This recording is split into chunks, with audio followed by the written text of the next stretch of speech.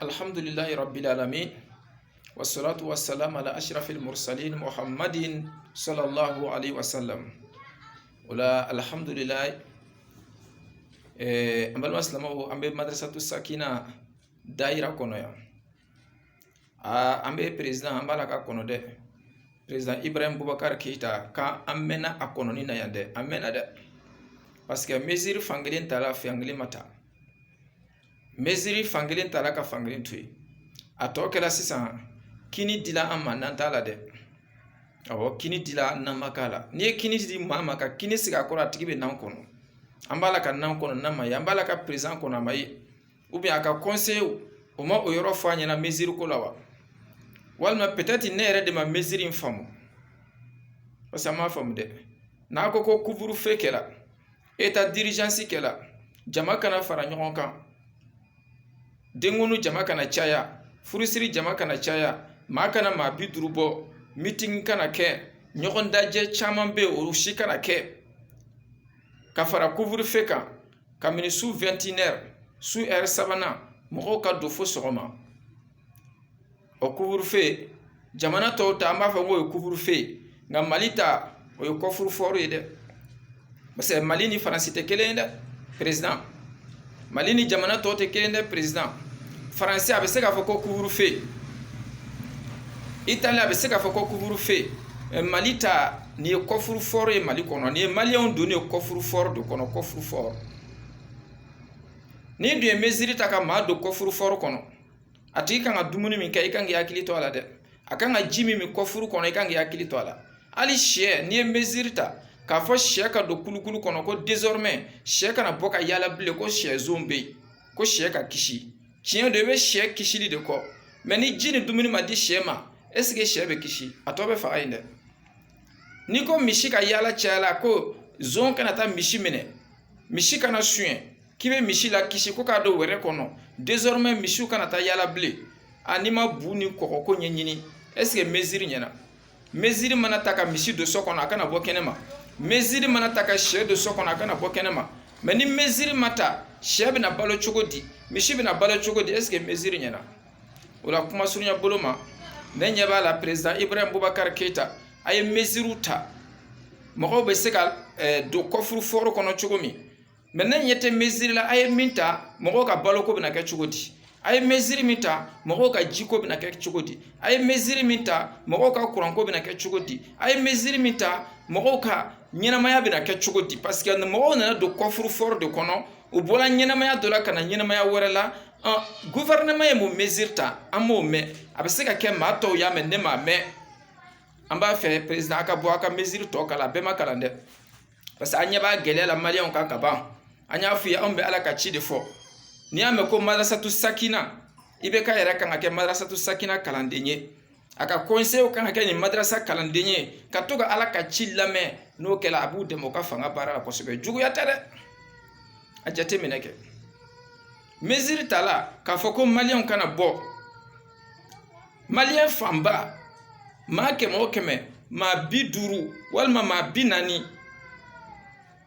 u bɛ daraka ɲini sufɛ de bɛ bɔ ka taa daraka ɲini daraka bɛ ɲini sufɛ de maliyɛn maa 100 o 100 maa 40 walima 50 tilela bɛ ɲini sɔgɔmada fɛ de maliyɛn 100 o 100 maa 40 walima 50 surafana o bɛ ɲini wulada fɛ de wa maliyɛn fanba ni min tɛ jeli ye ko bɛ balo dengunu na walima o ye ɲamakala ye o bɛ balo furusiri la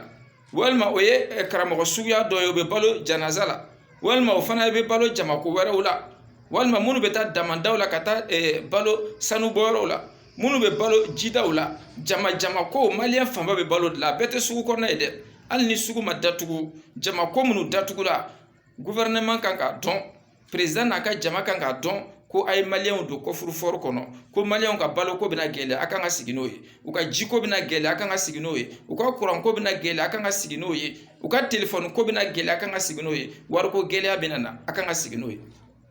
ka d'a kan tuguni maliyɛn fanba fana ka wari bɛ bɔ orange money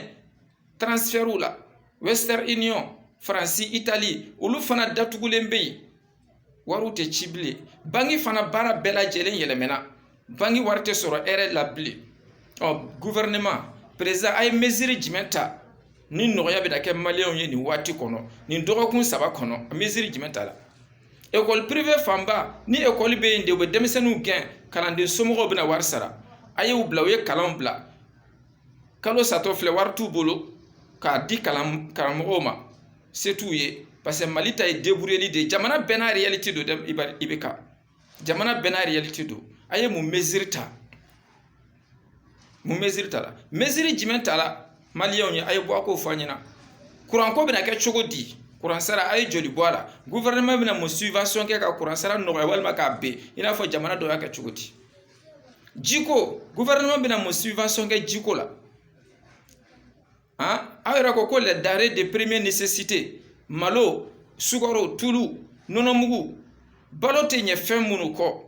mesure jumɛn ta la dɔ bɛ bɔ malo la dɔ bɛ bɔ nɔnɔ na dɔ bɛ bɔ sukaro sɔngɔ la an donna kɔfuru fɔrɔ kɔnɔ k'a to sɔngɔ min na dɔ de kan ka bɔ o la par contre an yɛrɛ ɲɛ b'a la mesure ma ta dɔ ka bɔ a la mais dɔ de filɛ ka fara a kan o tuma président m'o mɛn wa malo sɔngɔ yɛlɛnna ka ban ne yɛrɛ ye butitigi dɔ ye bi k'ale taara k'a bɛ taa malo ta k'a sɔngɔ yɛlɛnna ale ma se k'a ta sukaro an balila k'a ye tile kelen dɔrɔn sukaro yɛlɛmana ka taa 120 yɔrɔ dɔw la 110 yɔrɔ dɔw la mesure jumɛn ta la tulu o yɛlɛnna butigi nɔnɔmugu fɛn bɛɛ de yɛlɛnna a ye mɔgɔw don kɔfuru fɔrɔ kɔnɔ mesure ta la mɔgɔw ka mesure bato o conseil mɔgɔw a tulo b'an na a ye kuma président fɛ sema a ye kuma semasi wa semasi a ye kuma président fɛ imama mɔgɔw a ye kuma président fɛ ne bɛ adresse aw de la aw de ye diinɛ mɔgɔw ye aw de ye diinɛ sira ye an bɛ kuma ni diinɛ tɔgɔ de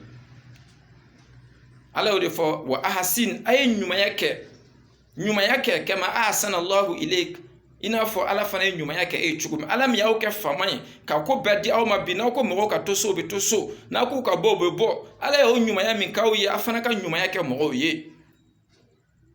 a ye budget wari bɔ a ka dɔ bɔ ministres sara la a ka dɔ bɔ députés sara la députés yɛrɛ taara ka sara sisan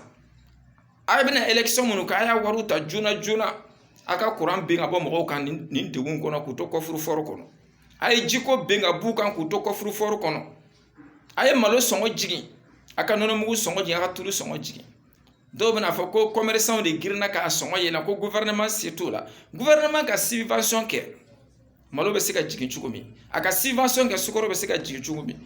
ni malo wɛrɛ de tɛ nana fiyewu ko sukaro wɛrɛ tɛ nana fiyewu gouvernement ka mesure ta k'a fɔ mɔgɔ o mɔgɔ n'a tigi ye dɔ fara malo sɔngɔ kan mɔgɔ o mɔgɔ ye dɔ fara sukaro sɔngɔ kan ka gɛlɛya se jamanadenw ma gouvernement ka sariya dɔ ta o fana ka dabila n'o tɛ an donna kɔfuru fɔrɔ kɔnɔ malo gɛlɛyala o yɔrɔnin bɛɛ an donna kɔfuru fɔrɔ kɔnɔ nɔnɔmugu gɛlɛyala a ko k'a ye mesure ye jamana dɔw la ko jamana tɔw ye mesure ta k'aw fana bɛ mesure ta jamana tɔw dun ye mesure ta o ye nɔgɔya kɛ population ye hali n'a ko mɔgɔw kana bɔ k'an kana taa yala yala jama kana caya dugu kɔnɔ mɔgɔw bɛ se ka to so k'a caman ɲɛnabɔ ni telefɔni ye orange b'a la k'a kɛ message baden ci min ye orange mali ni malitel n'a ye wari dɔ d'u ma u ka créditw di an ma an ka to ka ɲɔgɔn wele so kɔnɔ ka ci fanba ɲɛnabɔ so kɔnɔ a bɛ se bɔli ma wa donc o la mesure tɔ an b'a la ka IBK kɔnɔ nin n'a ɲɔgɔnna caman mesure caman de bɛ yen an b'a ɲini u fɛ u ka mesure tɔw ta mesure tɔw ka ta dɛ u k'a filɛ population ka vie bɛ se ka nɔgɔya cogo jumɛn k'an to nin couvre-feu walima kɔfuru fɔrɔ kɔnɔ an ka vie bɛ nɔgɔya cogo di mɔgɔ baden de ye kuleli daminɛ maliyɛn baden de b'a la ka kule kabini sisan an b'a yɛlɛ muso dɔw bɛ bɔ la k'u bɛ IBK fo ko sabu ka d'a kan u n'u cɛw tun tɛ ɲɔgɔn ye u n'u cɛw famana baro ma ko couvre-feu kɛra sababu ye k'u n'u cɛw b'a la ka baro kɛ u ni cɛw ka baro kɛ i ni cɛ mana baro kɛ ko couvre-feu diyala e ye k'i ni cɛ ka baro kɛ ni sini daraka ma sɔrɔ sinikɛnɛ daraka ma sɔrɔ su sabanan e yɛrɛ b'a fɔ k'i cɛ ka bɔ k'hali ni couvre-feu kɛlaw b'a faga wa n'an ma mesure yɛrɛ ta ka nan kɛ kini kan k'a d'a ma ka kini biɲɛ to an bolo jama bɛ tila ka muruti dɛ jama bɛna muruti dɛ a ye jɔyɔrɔ dɔ kɛ a ka dɔn gouvernement yɛrɛ jɔyɔrɔ ye mun ye mesure ko la madrasatu sakina kumaw don k'a ci lase président ma Ibrahim Boubacar Keita son excellence Ibrahim Boubacar Keita a n'a ka premier ministre Boubou Cissé a n'a ka jama tɔw conseiller n'a ma mɛn conseiller mun n'a y'a mɛn a y'a fɔ a ye ko professeur Ibrahim Sanogo mankan don madrasatu sakina kumaw don jamanajɔ kumaw don jamanadenw ka lafiyali siraw don ala k'a ɲɛ ka d'an ma ala ka waati wɛrɛ yira na a téléphone numéro 00223 78 31 05 88 ala ka waati wɛrɛ yira na. Salamu alaikum wa rahmatullahi ta'ala wa barakatuh.